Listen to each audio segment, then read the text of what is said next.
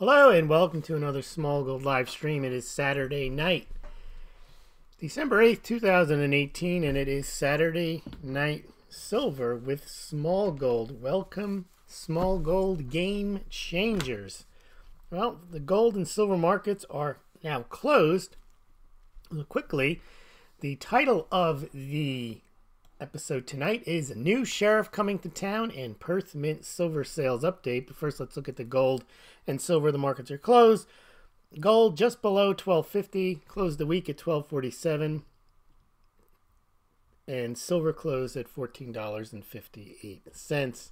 And the markets, as we talked about yesterday, equity markets all down significantly and down all week. Over at the crypto markets, Bitcoin down a little bit, down 1.25% at 33.94.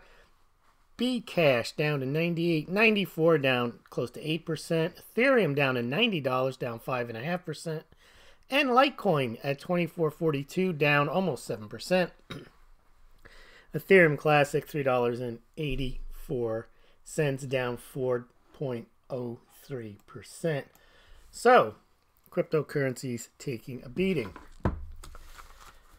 All right, well, let's take a look now. Before we look at the Perth Mint silver sales and then compare them to the U.S. Mint sales, I've got a lot of charts for you again tonight.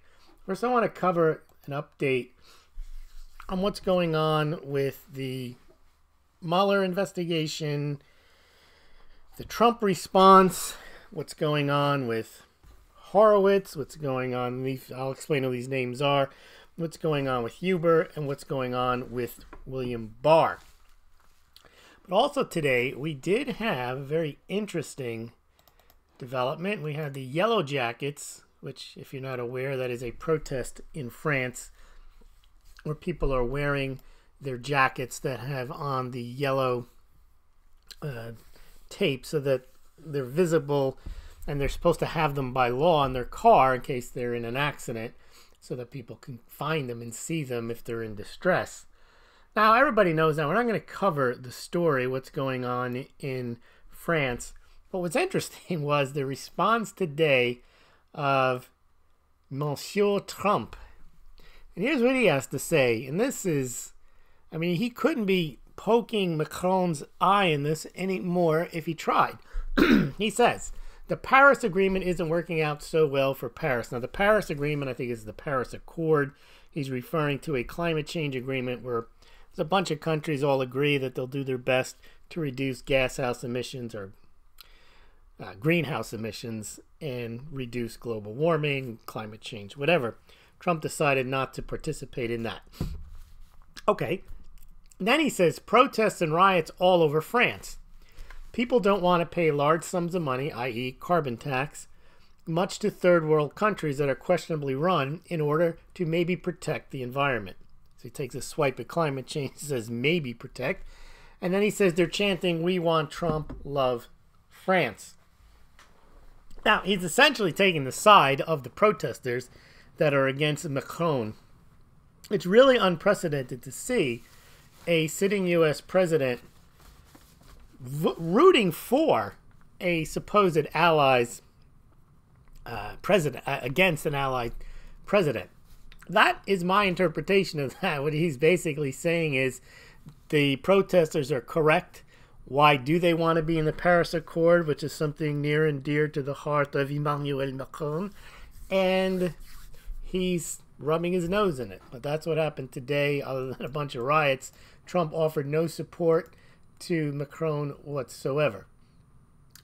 All right, now let's go through what's happening with the Mueller investigation and then the supposed Pac-Man defense that is lining up.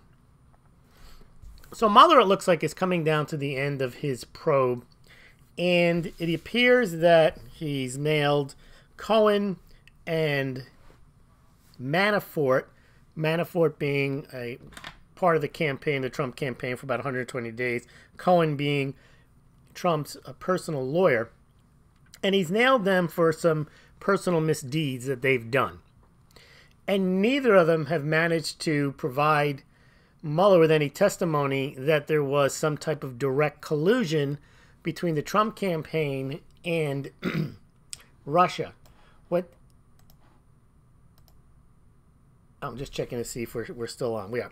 So neither of them have been able to provide any evidence that there was any connection between the Trump campaign and Russia, and that's the whole holy grail of this investigation, that there's some type of collusion or conspiracy to throw the election in Donald Trump's favor. Now, if there had been, they would have been charged with such a crime, and Trump would be the co-conspirator. They haven't had that. The only thing they have for Cohen is that he pled guilty to paying off women. Now, that would have nothing to do with to keep quiet for having supposed relationships with Trump. To do that, arguably, is not even a crime or even a violation of the campaign finance laws. And if it is, it's not Russian collusion. It's not the end of the world.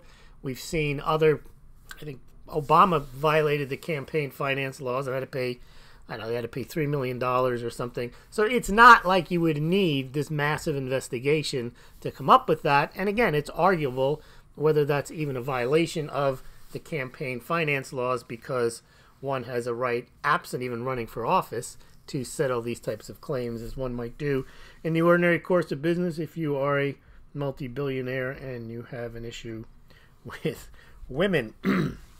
So it looks like that Manafort and Cohen are not going to be able to provide the smoking gun. And it looks also like Mueller is he's charged them with lying. And some of the lying has to do with, they're saying, Mueller's going to say that they lied about Trump connections. So, for example, whether there was a meeting at a certain time at Trump Tower or whether Trump knew about it, Mueller's going to insist that Manafort lied about it. But that doesn't prove collusion. That just proves that he thinks he was lying.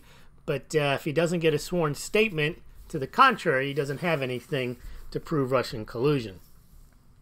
The same thing with Cohen. Cohen said the meeting was on this date. Trump Tower, they were still talking about Trump Tower, Russia. He mentioned to Congress it was in January, February. Then he changed it to June. Even so, yes, he lied. But even if Trump was negotiating a deal for a tower in Russia, that doesn't prove any type of Russia collusion for the election. But again, because because Cohen's veracity is in contention, whether it was June or whether it was January when they were still talking about this supposed tower, first of all, it doesn't really matter. And second of all, who are you going to believe? And so it looks like Mueller is stuck with saying, yeah, there might have been collusion, but these guys are lying about it. Not your strongest case. And then even what they're lying about doesn't really go to the heart of any type of Russian collusion. And he's trying the same thing with Jerome Corsi, who really is a bit player. I mean, he wrote a couple of things. He said someone's going down. They kind of intimated that maybe he knew about the WikiLeaks, but he didn't direct WikiLeaks. WikiLeaks themselves said they didn't get the information from Russia. So what does Jerome Corsi really have to do with it? And then once the information is out, there's no collusion in using that information. The only crime would be if the Trump campaign, not Jerome Corsi, but the Trump campaign or somebody associated with the Trump campaign worked with Russia directly to get the emails. And the only evidence we have that might have happened is Trump, as a joke, said when Hillary Clinton's emails had been missing, he said, we hear Russia's good at this. Are you listening? Go get them. That was a joke. If that's what they're going to base the collusion on, they don't have a prayer there either. So it looks like what's going to happen is that Mueller is going to prepare a report. And he's going to try to throw out a lot of circumstantial evidence, make it look really bad, that Trump's a bad guy, he's working with Russians. In today's international world, we're supposed to be accepting migrants and we're supposed to be so international, but you can't talk to anyone who's Russian. You can't do business with them. They've created this boogeyman that somehow we're supposed to be talking to everyone in the world except Russia, because somehow if you talk to Russia, you're not talking to Boris and you're committing great crimes against humanity. It's kind of nuts, but that's where we are. They have created Russia into being like you use the word Russian, it automatically means you're doing something wrong, which is interesting because, and this is going to the Pac-Man part, is the former administration was very much working with Russia. I mean, there's that famous scene where they're talking about nuclear proliferation and reducing the arms, and Obama says to the deputy Russian, and he says to him, "Well, you tell Vladimir that I'll have a lot more flexibility after the election." Basically saying, "Look, I can't make a deal now and reduce our nuclear weapons until after the election. After that, then I'm a lame duck and I can do whatever I want." I mean, you talk about collusion. not that there's necessarily anything wrong with that type of approach, but that's direct evidence that he's working. And again, as a president or incoming president, you're supposed to work with your foreign adversaries. It's not necessarily collusion or treason, but it's a lot closer to it when you tell the guy, "You tell them I'll have a lot more flexibility." Okay, so what's going to happen now is that it looks like, well, let's first take a look at this, at the Manafort and Cohen concept. So what, where's Manafort? So here's what they have on Manafort. Mueller is saying that Manafort broke his plea agreement by lying about his context. Okay, so now they want to throw the book at him. Now, he's in trouble for a lot of stuff. Tax evasion, failing to register as a foreign private agent. And he never would have been in this position unless he had been investigated for all this Russian stuff, because these are crimes going back and tax problems back to 2005, 2006. In fact, Rod Rosenstein was the guy at the, I think it was at the Department of Justice, who decided not to follow up on these crimes at the time, or supposed crimes, but now they are crimes. And it says a heavily redacted memo also lays out evidence that Manafort lied about wire transfer and contacts with the Russians. So there it is. They're trying to say, yeah, we might have been able to put this Russia-Trump thing together, but Manafort's lying. And I know the other thing they're going to say is that the reason he lied and got away with it is because Trump is going to pardon him. And Trump probably will pardon him, and then they're going to... that the idea that Mueller can't prove collusion is going to be one of those things they'll have forever, but we would have proven it if it wasn't for this lying, and if it wasn't for Manafort knowing he can lie and get away with it. That's what's always going to be lingering. So they will have created that damage, even though they won't be able to actually get Trump on the collusion charge, because Manafort lied. He wouldn't tell us the truth, and we had to throw him in jail for 20 years, but then Trump went ahead and pardoned him. Same thing with Cohen. Now, Cohen, according to Giuliani, he says that Mueller's bringing these process cases. And what the process cases mean are, you're not getting him any crime. You're getting him lying on stuff. You get him to say stuff, you get him to misstate stuff, and then you say you're lying. Well, Cohen pled guilty to lying to Congress. Now, it's possible he told the truth to Congress, but then in order to fit the narrative that Mueller wanted, he said, no, it wasn't January, it was June. And then when that wasn't good enough for Mueller, he said, okay, well, then you lied about January when you went to Congress. Now, again, Clapper's lied to Congress, I think. Brennan's lied to... a lot of people lie to Congress. They lie all the time to Congress. You don't see these big federal cases. Maybe they should, but that's not the point. The point is here that Mueller is bringing a hammer down on Cohen because... not because he lied to Congress. I don't think Mueller cares less. It's just that because that information that the meeting might have been in June as opposed to January doesn't do him any good. And Cohen really hasn't given Mueller much. In fact, Cohen shouldn't even be in this position. The only reason Cohen is in this position is because without any probable cause, I have no idea why they did this. They just decided to raid his office and grab all his documents and figure they could squeeze him and maybe they might find something in his documents. And they did. They found out that the guy is doing tax evasion. He's made, I think he was the one, or maybe he and Manafort didn't include certain income or something on their loan applications. So now he's in a lot of trouble, whereas if he hadn't been working for Trump, no one would have known he'd done anything. And the worst part about it is they're not going to get anything out of Cohen that's really valuable. So in the sentencing memos that Mueller released, Cohen, they says, throw him in jail for a good time. And Trump was like, yeah, throw him in jail for a good time. So he's not going to get he's not going to get pardoned.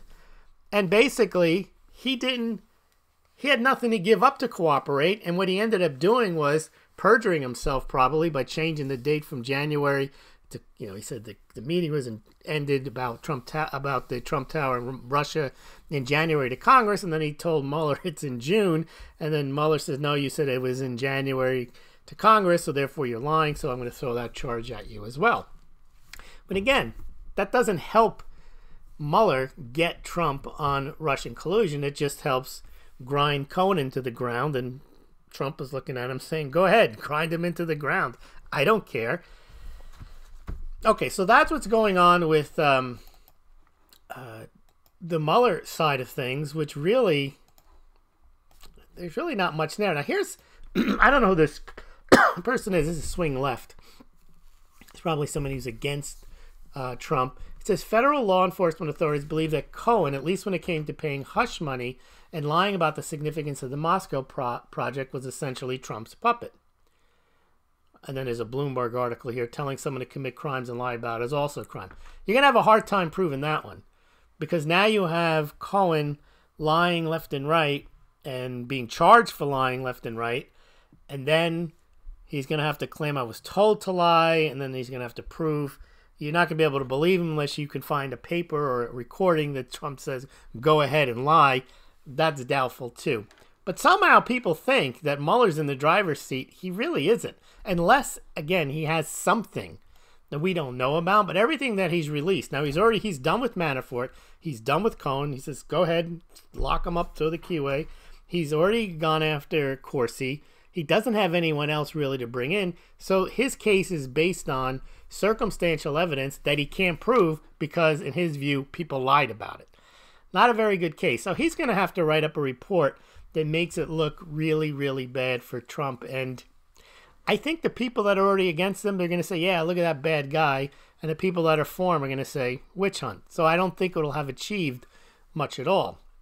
Again, unless there's some new information based on what we don't know. Things that we might not know about right now. All right, so the next part of all this is Trump says that he is going to release a report. What does that mean?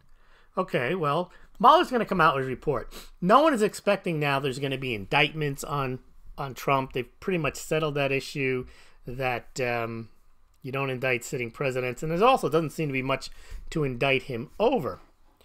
So he's going to issue a report, and the report's going to be written to be against him, that's for sure. But this is where the Pac-Man turns around, and then we start to look at the other side. Trump has been complaining all along that this is a witch hunt.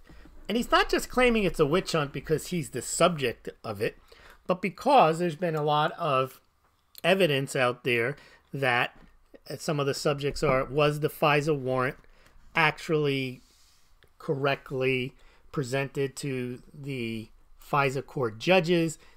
Did they verify the information? Did they note where it came from, that it came from the Hillary Clinton campaign? Who Christopher Steele was? Did they verify the Yahoo story? And by some accounts, there's evidence that they didn't do that. And Rod Rosenstein signed one of the FISA warrants. Comey signed one of them. And if that's the case, that will be in the counter report. Trump says we'll be doing a major counter report to the Mueller report. This should never again be allowed to happen to a future president of the United States. That report is going to go through the whole Russia hoax argument, which is that the FBI and the CIA and the people in power under the Obama administration came up with a plan to exonerate Hillary Clinton, to make sure that her email issues, as they call them, the mishandling of classified information and having a private server, that she would be exonerated for that, and that would allow her to run for president, and they would all keep their jobs and everything would stay the same. But if that somehow failed, that there was a, quote, insurance plan, that they would then, if Trump won, would tag him with colluding with Russia.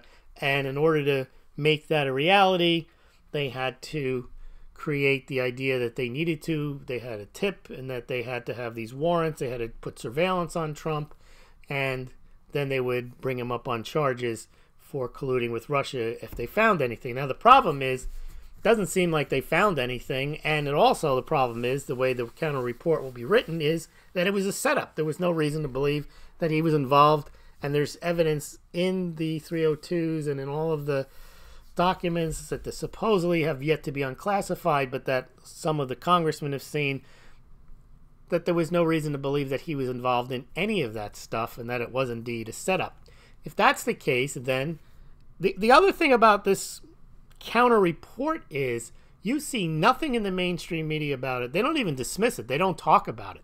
They only focus on the Mueller investigation as it impacts. Here's what's happening. Here's how Trump is going to go down. This is what Cohen said. This is what Manafort said. Here's what Mueller has. It's Mueller time. They never talk about the possibility that the investigation itself has been tainted, which is the whole witch hunt narrative. Now, a lot of people think Trump is just saying all this because he's desperate and he knows the hammers are going to come down on him. A lot of that's wishful thinking if you're against Trump. And I don't think that really anyone's looking at this objectively. There are just people who are on both sides just assuming that whatever the other side is saying is total BS. So they don't even dignify it by looking into it. Now, I've looked into what both sides are saying, and actually there's a lot more evidence on the side that the investigation was run as a witch hunt, so to speak, based on the parties that were involved, the bias against Trump, the emails that indicated they wanted an insurance policy. There's a lot of evidence, and I'm going to go through all of it now, that indicates that they did try to set up, or arguably try to set up people to try to create this Russian collusion narrative. Even the appointment of the special counsel Mueller was done, in Comey's own words in his testimony to Congress, that after he got fired, he leaked his conversations that he had with Trump to a friend of his so that there would be a special counsel on the basis of obstruction of justice. Obstruction of justice because now he's worried he got fired because he was responsible for the Russia. He was involved in that, and Trump wanted to squash him and get rid of him. And it's interesting is then Rosenstein, who was also involved in signing the FISA warrant, recommended to Trump in a memo that Comey be fired. So this whole thing, I think, in the counter report should come out. And then I guess people are going to have to look at both reports and see which one they believe. And unfortunately, what's going to happen is people are not going to read the counter report. People are not going to read the Mueller report. They're going to read one or the other. And they're going to say, see, Trump's guilty. And if they read the Mueller report and he's a bad guy and we should impeach him and everything in the Mueller report is true and correct, and they won't read the counter report. Now, on the counter, people that are for Trump will read the counter report and they'll say this whole thing is a hoax. They won't read the Mueller report. So not much is going to come out of this, except it's not going to be the battle of the reports that's going to win the day. Why? Because if the Mueller report has nothing but Trump is bad, orange man bad, that's not going to take him out. That's not enough. Let me just give you one more quote here on Trump. I want to make sure that what he's saying is the other thing he said. We will be doing a major counter report to the Mueller report. This should never again be allowed to happen to future president. Okay. What the big deal that might happen is you have a number of counter investigations going on, and a lot of this has been, the way has been cleared because of the retirement of Jeff Sessions, the former Attorney General. That takes Rod Rosenstein away from supervising the special counsel. Why was Rod Rosenstein supervising the special counsel when he actually signed a FISA warrant, which would make him a witness and a party to the Russian investigation, which would make him conflicted, and he wrote a memo recommending to Trump that he fire James Comey, which make him a party to the obstruction of justice if they wanted to pursue it, because why would he recommend firing? At least he'd be a witness. He didn't recommend to Trump that he fire Comey because of the Russian investigation. He actually wrote a good memo recommending that Trump fired him because of the way he handled the Clinton email investigation. Not how he handled it substantively, meaning how he exonerated her in advance, but really because he took it upon himself. The FBI is the Federal Bureau of Investigation, not the Federal Bureau of... They don't make charges. They investigate and they hand them over to the Department of Justice, and they decide whether to prosecute. He made the decision and announced the decision that he wasn't going to prosecute. And that is actually a usurpation of power. He doesn't have that power. So irrespective of what his conclusions were, what his process was, that alone should have gotten him fired. It had nothing to do, and it was political, and the reason he did it, he explained, he had his own reasons. He didn't trust Loretta Lynch because she had the meeting with Clinton on the tarmac. I mean, doesn't matter. That's not his job. He doesn't decide that, well, I don't like the way things are going. And then the other thing he said was he did it because he wanted to make sure that this thing would be wrapped up and that if Clinton got elected, it wouldn't be hanging over her head. That's not his decision to make either, which clearly shows his bias. I don't know how it's not obvious that he is a clearly biased player and he did many things that he shouldn't have done. Okay, so the counter now is once this is the Mueller, the battle of the reports comes out, you've got three key players coming up. You've got this guy, Huber. Now, there is not a special counsel looking into Hillary Clinton's email. There's not a special counsel looking into the Clinton Foundation. There's not a special counsel looking into Uranium One, which Mueller's involved in. But there is a guy named Huber, and he is an attorney general out in Utah. He's not a special counsel, but he does have subpoena power and so on. And he was appointed by Jeff Sessions. Keep in mind the thing about Huber. Huber was nominated by Obama in 2015. He was going to resign in 2017 in March. Trump wanted him to resign. And then Jeff Sessions appointed him as interim U.S. attorney.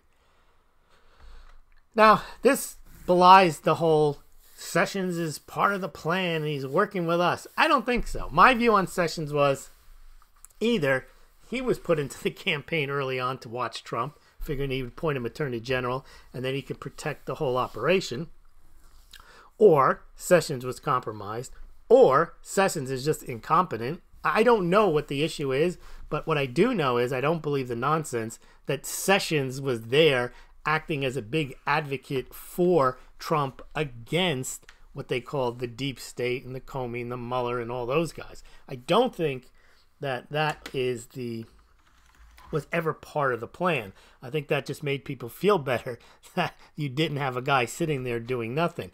Now, the idea that Sessions actually appointed Huber when he really, I mean, you get a new guy. You don't take an Obama appointee, but he did.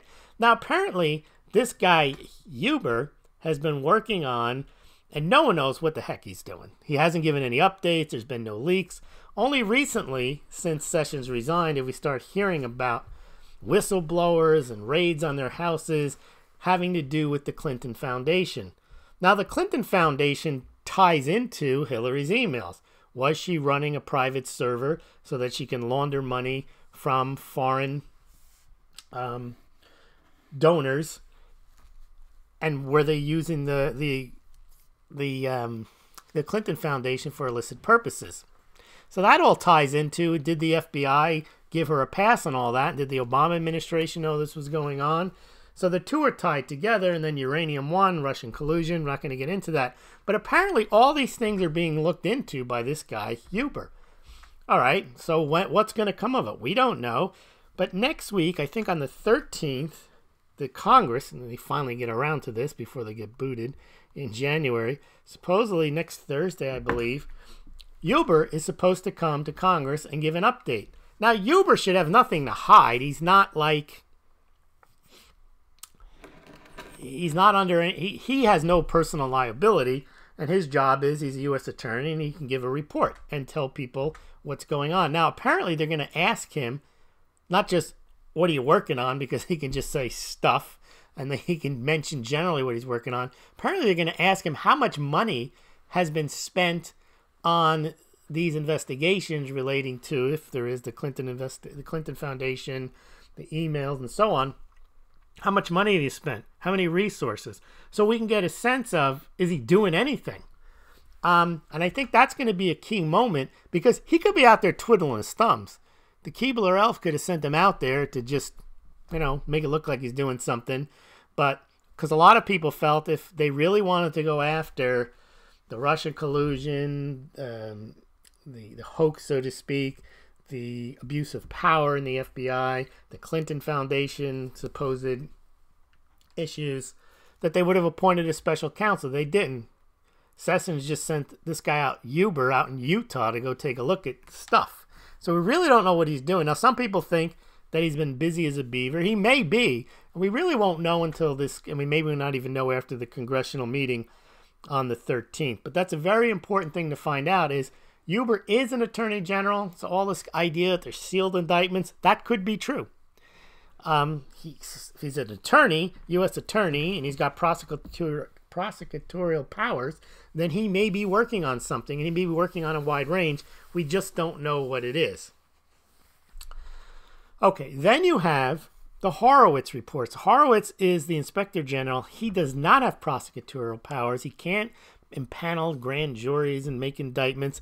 He's the guy who wrote a scathing report about how the FBI handled the Hillary Clinton investigation, meaning that a lot of protocol were broken, and there were people, and the evidence that he showed, people working on the case were extremely against Trump and extremely for Hillary. But he concluded that, at least with respect to that, their bias, even though it was evident, or their animus was evident, it didn't impact the result of exonerating her. Now, that seems kind of strange. But what he did say in the report was that what may have influenced, that animus may have influenced their reassigning people away from the Hillary Clinton email investigation and towards the Trump Russia collusion investigation.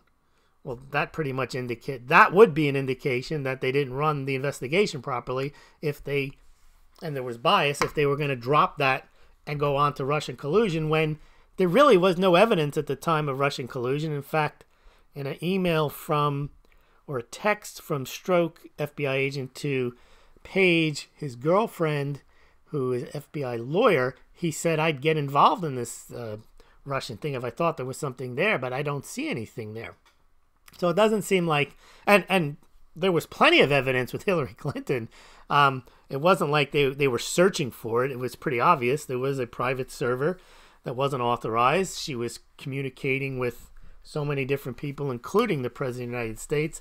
There was evidence that had been hacked, that had been breached, and then she did it for like 2 or 3 years. And then the other thing is they dropped the Clinton Foundation investigation, which would make it seem like there was some bias that we just don't bother the Clintons about this kind of stuff. Okay, so that's coming up, is the report by Horowitz on how the Russian part was handled. Now there you're going to get into, did they properly vet the FISA warrants? Did they take a look at all that stuff? Did they do the right thing? Now keep in mind, when Comey dropped the Clinton case and said we're not going to do anything, he then reopened it. And when he reopened it, because they supposedly found more emails, he went on TV again and said, oh, we're reopening the case. And then a week later he said, yeah, we looked at 30,000 more emails, we didn't find anything. Sorry. And remember this at the time, this is what Trump said when they found out, it was like a week or two before the election, not even, like 5 days before the election, that they had found more emails. I need to open with a very critical breaking news announcement.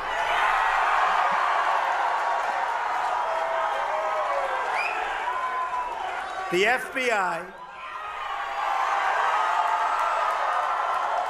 has just sent a letter to Congress informing them that they have discovered new emails pertaining to the former Secretary of State Hillary Clinton's investigation.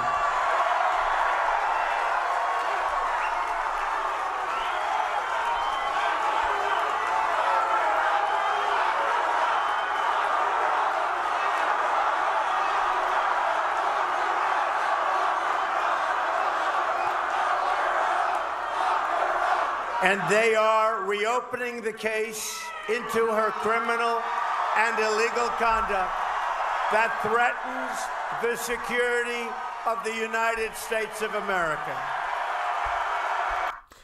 So you see, Trump he was very vigorous during the campaign. He even said in the debates, he said that he was going to look into her situation when he became president, and then he didn't.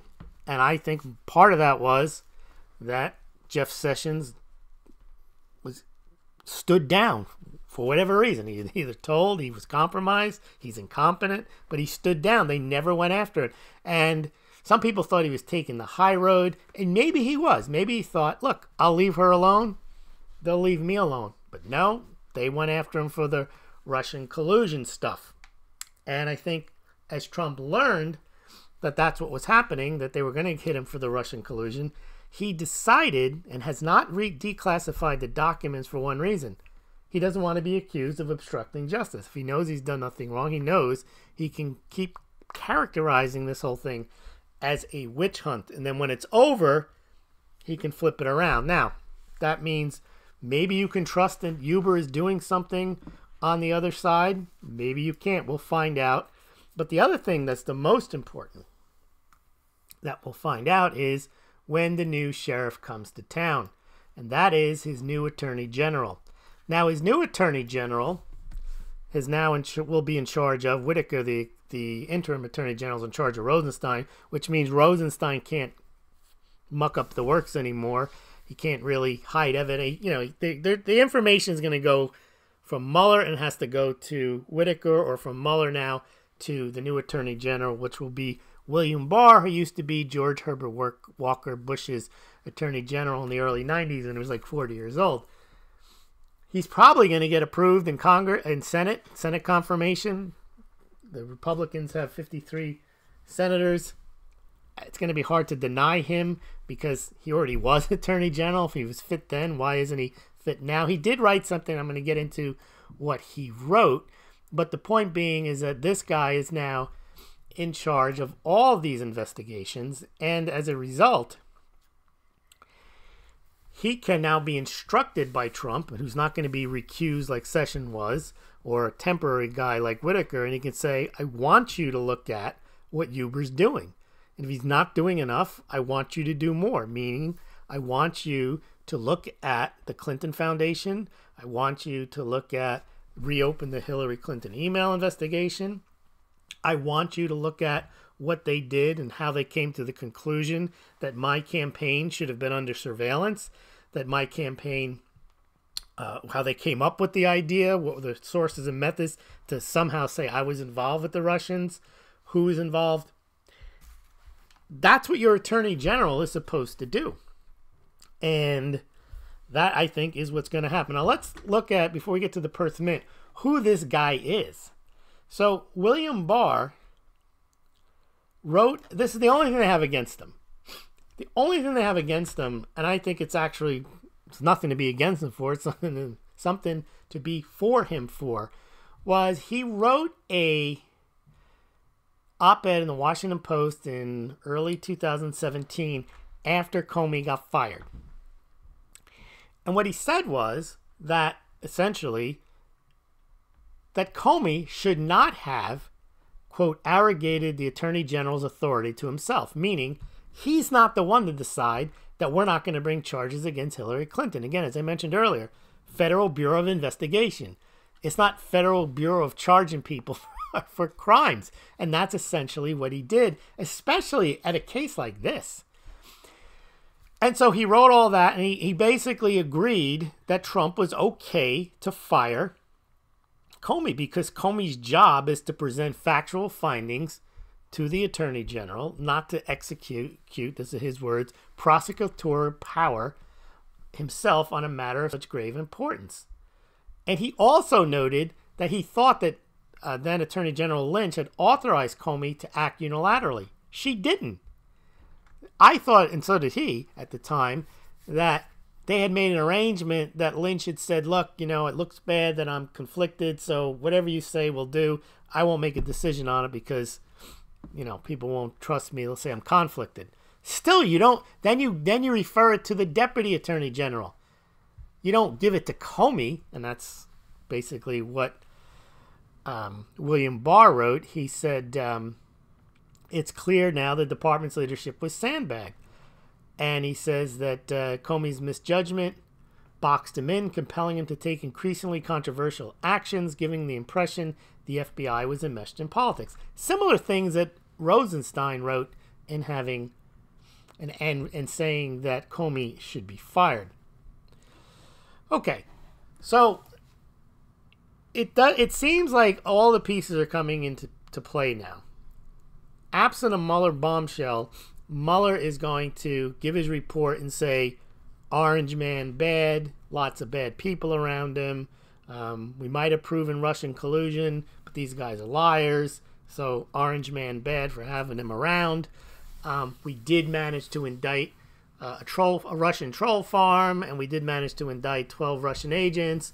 And Obama did kick out some Russian agents in Maryland 2 years ago once we found out about all this. But really, it's just going to be a political hit job, I believe. And then the Trump hit job back is going to be, you guys made all this stuff up. Here's our evidence. Here's what we have from all of your people, what they said, what they relied on. We think this was a bogus investigation to begin with. You guys were covering up for Hillary. That's how that all, I think, is going to play out. And then whether anything happens will be whether William Barr comes in and reads these counter reports and says, yeah, I'm going to appoint a special counsel and I'm going to investigate these things back. Could happen, or they could just happen without a special counsel.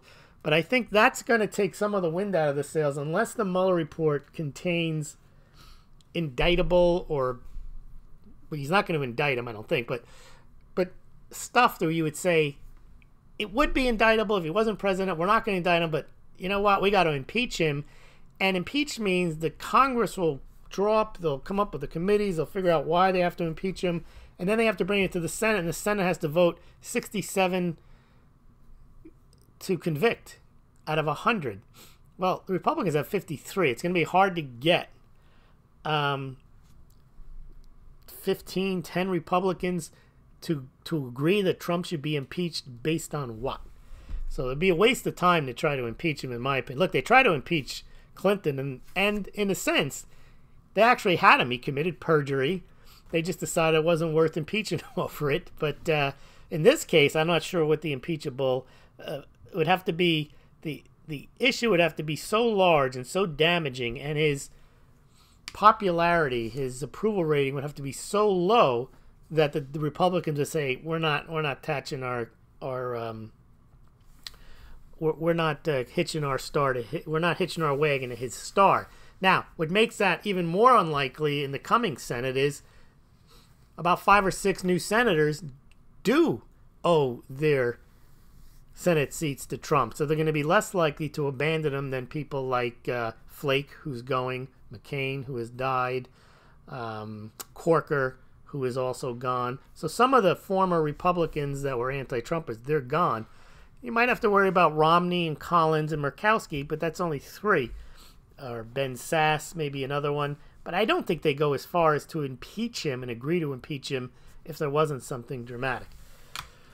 Again, it all will depend on what the Mueller report says and then what William Barr has to say. All right, let's get into, it is Saturday Night Silver with Smaulgld. Let's check out the Perth Mint.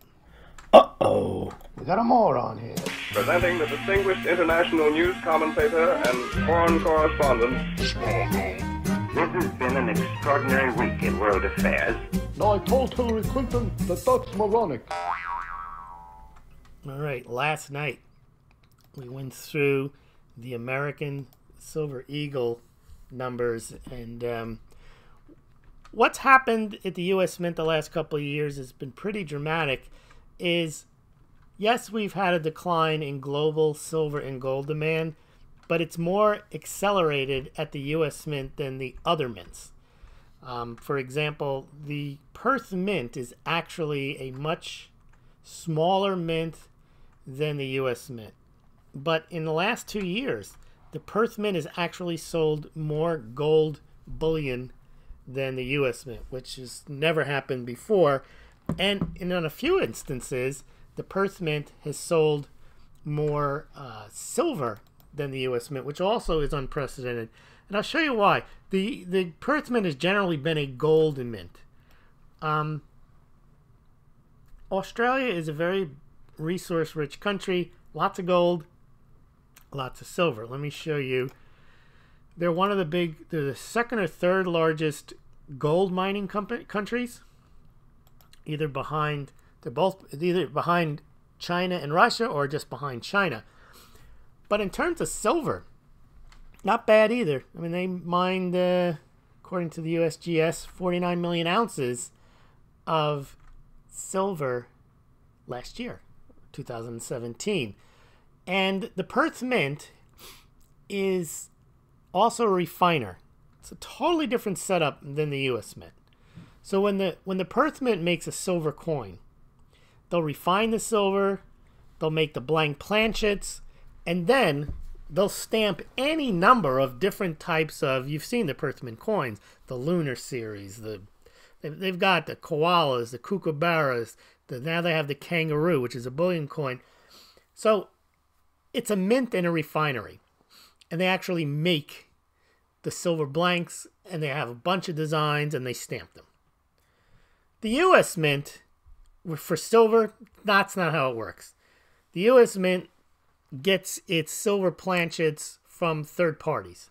They don't make the silver blanks. They buy them from third-party mints, one of them being the Sunshine Minting Company.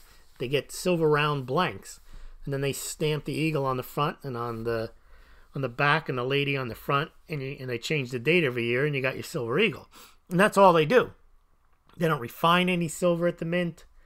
They don't make the silver coins. All they do is mint. They stamp them. So it's a big difference. But they do churn out a lot, and they have churned out a lot of silver, especially the last 10 years. And we saw those charts last night. If you want to see them, go back, watch the video, or go to the Smaulgld.com website, and you can see a big history of U.S. silver eagle sales. So knowing that that's what the Perth Mint does, let's take a look at how they've been doing. And we'll compare them to the United States. But first, let's just look at a chart for last year. And you can see they don't sell that much silver. Some months they do sell over 1 million ounces. But remember, when the U.S. Mint was selling big time, like 47 million ounces in 2015, they would often sell 3, 4, 5 million ounces a month. It's a big deal when the Perth Mint sells over 1 million. I think they've never sold over 2 million other than one time, which was the first month of the introduction of the silver kangaroo back in September 2015, when they sold 3.6 million ounces. So again, it's not a big silver shop, but decent amounts of silver. Now, if you look at those numbers, you say, okay, well, November this year is up over November last year. Yeah, that's good. It's not the same. Okay, now let's take a look at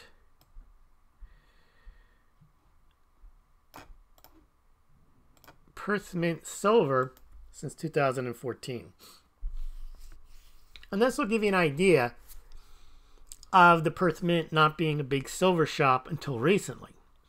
So if you go to the left from January 2014 all the way to September 2015, that big line up, they never sold over 1 million ounces of silver. They're selling 2, 3, 4, 5, 600,000 tops. What happened in September of 2015? Look to the right. See that coin there? That is the silver kangaroo. That was introduced in 2015 and was designed to be a bullion coin, which means they would make it in amounts. They would make it in the amounts that would be necessary to meet investor demand. None of their other coins before were like that. They were like collector coins, as I mentioned, the koala, the kookaburra. They're all different designs with Australian wildlife on them, picture of the queen on the front, some other picture on the back, limited editions. They hadn't introduced the bullion coin until the silver kangaroo. The reason they introduced it was the U.S. Mint ran out of blanks. And they couldn't make any silver eagles. That happened again this past year in September. A lot of people think that it's game over, game changer, no silver left to buy. No, it's the old hamburger. If you don't have hamburgers, that doesn't mean there's a beef shortage. It just means you don't have the hamburgers smacked into beef patties. And that's what the U.S. Mint does. It doesn't have, because it doesn't make them, doesn't have the supply right there. And it also doesn't even have, even if it had the supply, it doesn't make the planchets, so it has to get them from third parties. Now, the difference, as I mentioned, what the Perth Mint did was very smart, very entrepreneurial. They had the silver. They had the refining. They had the ability to make blanks. They make them all the time. They even sell them to other mints. So they said, what the heck, mate? Let's get a kangaroo going. And they did. And they sold 3.6 million. Why?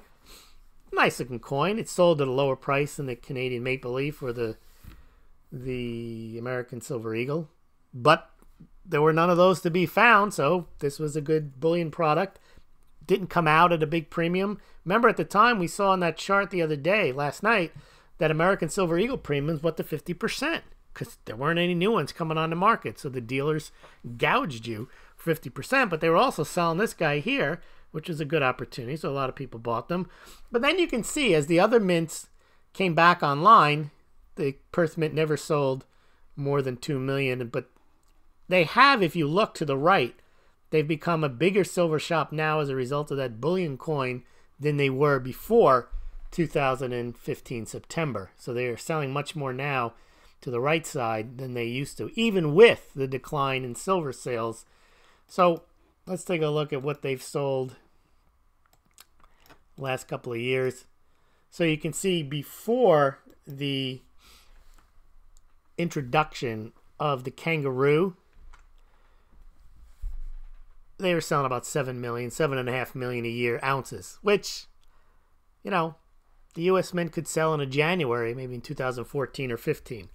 So not much. And then they went up in 2015. The bulk of those sales happened at the second half of the year, those 11 million. And 2016 was their biggest year, but only 12 million. You can see that's, you know, it's a good amount, but it's not earth-shattering. And now we're at last year at 9.8 million. This year at 8.5, and I would guess in December, they don't close down like the U.S. Mint either. They put in a full month. So December is not going to be like 20,000 or 100. You know, it will be something decent. I don't see any reason why it wouldn't be, but they're not going to crack 9.8 million like they did last year. I'm guessing they might do another 600,000-700,000. They might crack 9 million this year. So not bad. So you can see the Perth Mint with the introduction of the silver kangaroo is on pace. You know, it's at 8 to 12 million ounce mint nowadays. It's nice, but what's interesting is the U.S. Mint has turned into a 15 million ounce mint, which is not much bigger than a 12 million ounce mint like the Perth Mint is. And we'll see later in the week that the Perth Mint has now actually surpassed the U.S. Mint in gold, which is, I think, slightly embarrassing. All right, let's take one last look now at the U.S. Mint versus the Perth Mint. And here you can see what I'm talking about. So in 2017, it was unheard of that the Perth Mint would even come close, at least at the beginning of the year, to outselling the Perth Mint. So the blue is the U.S. Mint, red is the Perth Mint. And look, there's a January. January of 2017, the U.S. Mint sold 5.175 million ounces of silver. Look at that. That's a skyscraper. And then the rest of the year, you can see it. But look, if you move over, you start to see at the end of 2017, actually in December. Why? U.S. Mint closes down. Perth Mint sells more. But actually, starting in October and September of that year, the Perth Mint actually outsold the U.S. Mint a few months that year. They outsold them in June. They outsold them in September. They outsold them in November, December. They outsold them in February of 2018, March of 2018, May of 2018, and then they haven't outsold them since. But they never used to outsell them. Just to outsell them in those months is a pretty big deal. So that's the Perth Mint. I mean, it's a solid mint. It's hasn't had the same wild swings that the U.S. Mint has. In fact, its gold demand has been pretty steady. Now, a lot of that, they say, comes from China, because it's easy. They say Chinese tourists come to the mint itself. They buy the coins, but we're not talking a lot of silver here either. But still, Perth Mint is not showing any type of dramatic increases or decreases. It is down, but it's not like the U.S. Mint is just falling off a cliff. All right, let's see what you guys have been saying. What you been saying, mate? Scott Wardell is here. Okay. Hello. Mate is here. Aussie. Chris Hughes is here. Oh, Sunday lunch in Melbourne. All right. Not Saturday night. No, it's not Saturday night for you guys in down under, so to speak. You guys are already moving forward. Living in the past, he says. Carl Joseph DeMarco. Oh, geez, I almost made it in time tonight. Good evening, Carl. You guys are talking about time zones. Scott Wardell. CBS retaliated by not showing him at the Army-Navy game unless it was a bathroom or snack time. Yeah, I didn't see that, but not surprising. Trump is rubbing the globalist nose in it. Macron is a globalist puppet, says mate. Good day, mate, he says. All right. Oz had a carbon tax as mate, which just damaged the economy. It was too costly to collect, so it was retracted. Carbon tax is a globalist theft. La Plata Peak, issues with women, LOL. Well, what I meant by issues with women was not that he has a problem with women being women, or maybe he does, but that he apparently was quite a Lothario, and he may have had extramarital affairs that he had to cover up and have to pay. So those would be his issues. Carl Joseph DeMarco, yeah, those carbon taxes never seem to work no matter where they have them. The problem I have with a carbon tax is it reduces, if you think it's very, very 1% like. Okay, so if you're like a normal guy, like probably most of us that are listening or talking, you don't have unlimited funds to pay for plane tickets, to drive your car. So yeah, you put a carbon tax, you're going to drive a little less. But if you're one of the billionaires or the billionaires, you don't care. Like Bernie Sanders, he'll fly all over the place. He can afford it. So there's a tax on it. So globally, yeah, they'll reduce carbon emissions, but all the pontificators that are rich getting off, they won't feel it. They don't care. Look, gasoline could be $8, $10 a gallon. That's not going to stop them from going anywhere. The limo driver will just fill up the car. They won't know the difference. They'll fly in the planes as much as they want. Maybe there'll be more seats in the airplanes. They can fly first class, not even have to fly in private jets. The carbon tax is stupid because it implies that you can just pay for it and you reduce consumption. But I don't want to talk about carbon tax. Okay, no Pablo today. You're right, Prashanti girl. There's actually a few people. We don't have De La Ville. There's a few people missing this evening. We do have a pretty steady crowd here, the Smaulgld Game Changers. But sometimes you can't make it. Your schedule changes. It is Saturday night. Okay, agree on carbon tax. Globalist disaster, says Prashanti girl. All the BS climate stuff is just to create a new industry for the wealthy to siphon off more profits. Okay. Where would solar and wind industries would be without global warming? Well, that's true. I mean, and without the subsidies, too. I mean, if they're not viable, they're only viable because you try to shut one industry down by taxing it out of existence and subsidizing the other.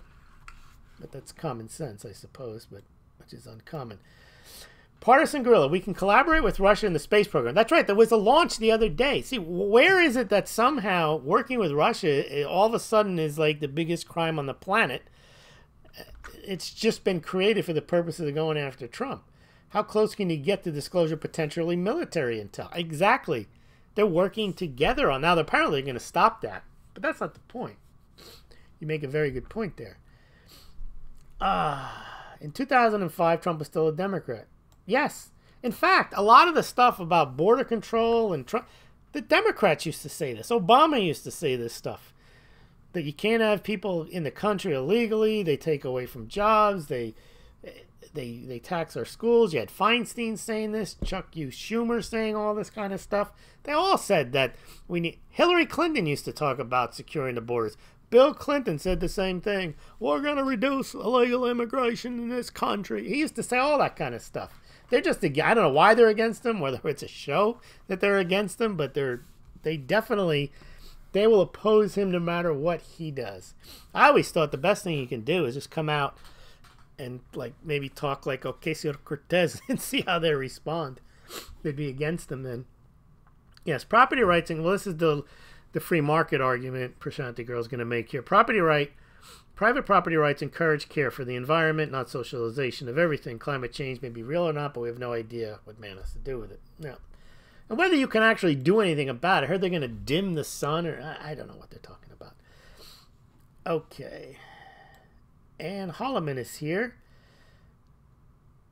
The left is the left and the right is the left. Now try to vote for the right. Yep.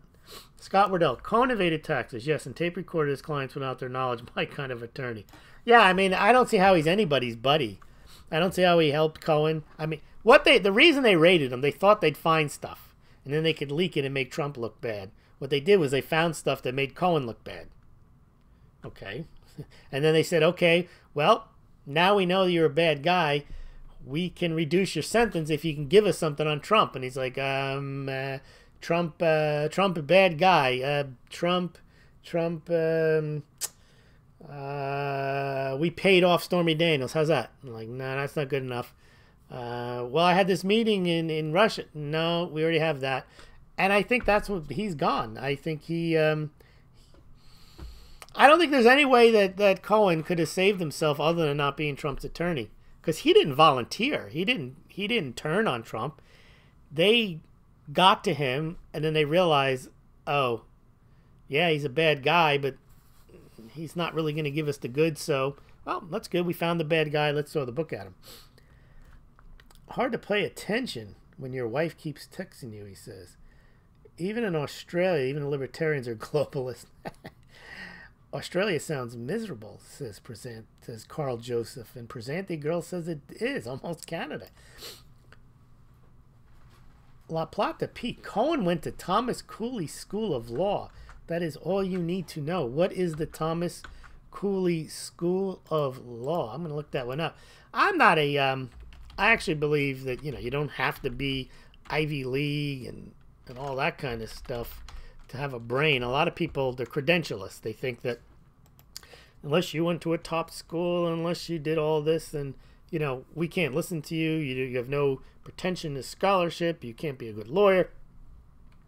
I don't believe that. But when I hear something like Thomas Cooley School of Law, I never heard of that. Trump's lawyer went to the worst law school in America is what I see on my DuckDuckGo when I type in Thomas Cooley School of Law, Cohen. For Cooley, it's bad enough that Cohen is under criminal investigation. Worse is the fact, this isn't political, that so much of Cohen's basic competency as a lawyer, what he learned at Cooley, is under scrutiny. All right, well, I didn't know. That's a good find there, La Plata Peak. I guess... Yeah, I don't know why Trump would hire somebody. I mean, he has his pick. Not that because you're at the top law firm or you're at a top law school that you're going to be the best lawyer. But chances are you're probably going to be better than somebody who went to Thomas Cooley. Not that you can't find an exceptional lawyer at any law school, but still. All right. They take LSAT scores of 85. Well, you're dating yourself there, La Plata Peak. I don't even think they have LSAT anymore. I know I took it when I went to law school, but by the way, I was a lawyer, but I was on the law review and all that kind of stuff too. Scott Wardell. So Mule Deer should be able to produce Cohen's recording of Trump saying, "Pay the hush, maybe less polite waiting." Yeah. And actually, even if he does have that, Scott, it doesn't mean anything. It's not illegal to enter into arm's length non-disclosure agreements. They happen all the time. The only thing they can try to connect it to is that it's a campaign violation. But even so, that's not an impeachable event. As I mentioned, it happens all the time. It's not an impeachable event. And it might not even be a campaign violation. Campaign finance violation. All right. Oh, Scott, do you expect an attorney or lawyer to be working for the client? Not in my experience. They work for themselves. Anything goes. No. That violates their code of ethics. Where's Paul Hogan when you need him? Yeah. Trump tweeted he already had 87 pages in his counter the other day. His tweet history, not the kind of guy who bluffs. Yes. Now, I think, didn't I show you that picture? Did I not have the tweet where he said he had 85? Or maybe I didn't show it. Let me see. Trump Mueller. There's this one. No, that's not it. And then there's the other one. Maybe you made that comment before I showed it. Oh, no, I don't have that one. Yeah, but I did see that. Yes, he says he's got 87 pages written in his report already. And then he said he's going to have to... he's going to have to see, obviously, what's in the Mueller report to add more.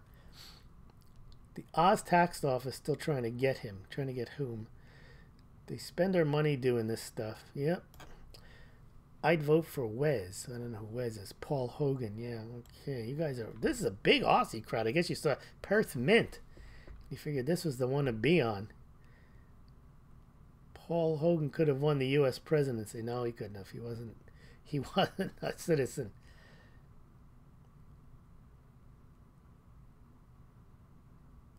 Well, there's a lot of stuff here on Australian pop cultural references here. All right. Scott says, comment on the integrity of Barr. More pros than cons reported in the alt media community. The cons for the alt media would be that he worked for George Herbert Walker Bush. The cons would be that he's an establishment player, that he's not looking to rock the boat, that he's not going to be a pit bull, that he's not going to aggressively go after these people, that he's not going to be totally transparent, just let them off the hook. But that would be the argument that the alt media would have. You know, the QAnon crowd would say this is not a good guy, not a bad guy, but he's not like Joe DeGeneva. You can tell by the way he froths at the mouth when he talks about Hillary Clinton and the criminals at the FBI. That would be a guy they'd want because he'd go in there on a vendetta. It sounds like, you know, anyone who worked for George Herbert Walker Bush is not going to be of that ilk. But it actually would be better because if Trump gets what he wants out of a guy who appears even-handed, that's a bigger political victory than putting somebody in there who's just going scorched earth. Orange man bad. What race is that? Well, yes, that is right. Yes, because you're commenting on Trump's appearance, and that's not okay at all. I mean, that's, I don't know if it's racist, or it's certainly, there's got to be some ism on that or something, or it could be racist. Yep. All right.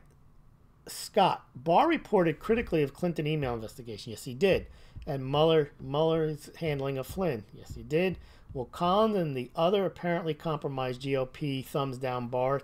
I don't think so. Mainly because Collins won't. Collins is the type that wants to appear fair. As long as she gets from Barr, assuming Mueller's still doing the investigation, that Barr's not going to fire him, which he's not going to, because Trump would tell him to fire him, and he's not going to do that. He wants Mueller to finish it. Then I think Collins would vote for him. I don't think Romney wants to make his bones, so to speak, in his first year, voting against the nomination that Trump puts forward, because then it'll be a battle. The only reason Romney would do that if he wants to run in 2020, so don't put that out, that Romney feels, well, it's time now for me and I'm going to run against Trump, and that's why he ran for Senate. Then he'll defy Trump every step of the way. That's possible. He may feel slighted that he was not picked to be Secretary of State or whatever he was appealing for. All right. Horowitz has pulled too many punches through the fight. Gotta love all the gaslighting. Scott Wardell, but Hillary's bathroom server was the Queen's throne, not allowed to investigate. Yeah. The funny thing is she said it was guarded by the Secret Service. Oh, I don't know how that works. That prevents hacking, I guess. Secret Service standing around the server. All right, maybe I should just check where I can get one of those yellow vests. Yeah, I don't know where you get those. In France, you have to get them, so they must be easy to find. Yep, Italy and Greece could blow up. That's true. That's true. All right. I got to wrap this up here. Let's see if there's any... I don't want to miss any important comments. The mass are fed up being told let them eat cake. Italy and Greece blow up at the same time. Let's see. Prasanti Girl. There may be a socialist response to the French riots. More social security, more monetary easing, in my opinion. More globalism. Okay. Socialism. Orange Man, very bad. The Yellow Jackets are protesting the globalist agenda. The more they push it on the nation's people, the more they'll rise up against the globalists. Italy has a government against the globalists. Yes, with Salvini, that's true. It'll be interesting to see how long Macron lasts. Scott Wardell, 44-44, Magic in Perth. That's when we finally started talking about the Perth Mint. All right. Newt Gingrich had Clinton's in the vice grip, so to speak. Yes. Perth Mint have been out of stock of months regards to 1K and 100-ounce bars. Yeah, but that doesn't mean they're out of silver. It just means they're not making them. I mean, there's plenty of silver out there. They're out of stock because they don't make them. They will have to back down on the tax stuff. Let's see what else. Now, Scott, your comment is being held for review, and I don't know why. It says, hard to imagine the 1880s and 90s U.S. Democrats' sound money party led to Jennings Bryan runs, give us 100 years and all parties retard. Oh, I know why. The word retard or retarded is considered a highly offensive word. And the way you used it, you just said all parties retard. That is a correct use of the word. It's not offensive in any way, but the YouTube algorithm picked up your comment. I'm going to show that comment. I have no trouble with that comment. It's not offensive. Not offensive at all, and it's not offensive even the way they define it. So it gets shown. There it is. Actually, they weren't a sound money party, Scott. They actually, the reason they wanted silver in as the bimetal standard was they knew silver was an inflationary metal and it would help inflate away their workers' debts and the farmers. So clearly the Democrats of old are not the Democrats of today, but I wouldn't call them sound money. Gold was the sound money, and they kept trying to push silver into the system. Perth Mint have a gold-backed ETF. I'm guessing people have loaded up on it. Oh, that's interesting. Yes, in France, even Le Pen has leftist monetary policies. Remember, far-right people that they call fascists, they're actually socialists. They're big government types. That's correct. So you would expect them to have nationalist, leftist monetary policies, as you call them. All right, let's see. Half the mob are more anti-globalist, socialist, progressive. That's right. I don't know why people are characterizing the yellow jackets as some type of nationalist, populist. They're just against the government. Remember, Occupy Wall Street was the same way. They were against the Fed. That doesn't make them sound money, doesn't make them small government right wing. It just means they're against the Fed. And that's what Occupy Wall Street was. All right. Perth Mint acts like a business is made. Not bad for a government-owned enterprise. That's true. Look at the choices you get at the Perth Mint.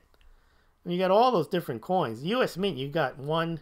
You got a Silver Eagle from 1986 to 2018. Same design, nothing changed. All they did in 2016 was create a very special anniversary edition where they wrote something on the edge. And that's it. That coin has been the same. It is clearly probably even a thorn in their side. Like they don't even want to make them. There's no effort put. They put some effort into the America the Beautiful coins, so I have to give them that. They do 5 a year. They don't sell that many of them. They're 5 ounce. You do have a number of U.S. Mint, what are they called? Designers and sculptors and engravers. But I don't think they're put to good use, or not to good. They're put to good use. They're not put to as much use as they could be. I would be nice to see them put out different designs other than the America the Beautiful, like the Perth Mint does, like the Canadian Mint does. Although some people think that's over the top. The Canadian Mint, they got a privy mark for this and that, and there's too many different designs. But I like to see something other than, in a 1 ounce size, I'd like to see something else than just the American Silver Eagle. Now, you guys are talking about globalists and progressives, and see if I got anything else on the All right. Presente Girl says, Lewis, do you think we'll get a relief rally in the States? When you say relief rally, do you mean in equities and silver and cryptos? I don't know. Mate, laugh my A off. Code of ethics and lawyer. Now that's funny. There are exceptions, not you, Lewis. Well, you know, every industry has, if you think about it, every industry has its bad apples. But I do think certain industries have a higher concentration than others, that's for sure. Sharker, the Perth bar is the nicest coin out there. It's too bad it's way overpriced. Which size are you talking about? Shark Air referring to the Dragon coin bar? If so, I agree it's nice. What if the Mueller investigation was all distraction while Trump was quietly draining the swamp? I don't think it was a distraction. I think it was probably an invention of the swamp, and it was intended to solidify the swamp. I think, however, after 2 years, if they haven't gotten their man, then if you look at what's happened, you've lost most of the top brass. You've lost Comey, you've lost McCabe, he's under criminal referral, you've lost Sessions, you've lost Strzok, you've lost Page, you've lost Sally Yates, you've lost all those holdovers. That was supposedly the swamp. So I think the Mueller investigation was intended to continue with all those people still in tow, still working there. No, I don't think that it was some type of distraction. I think it was an assault. And I think that if they're draining any swamp, it will be happening or has been happening. But this investigation is designed to prevent that from happening. Oh, Presente Girl says, see, I think it's okay also to say, I think the only problem with the word retarded is if you call a person that. Because that's supposedly mentally challenged, mental disability. But to use the word retarded, as in, I went to school and the teacher retarded my progress, there's nothing wrong with that. It means to halt or to hinder the progress.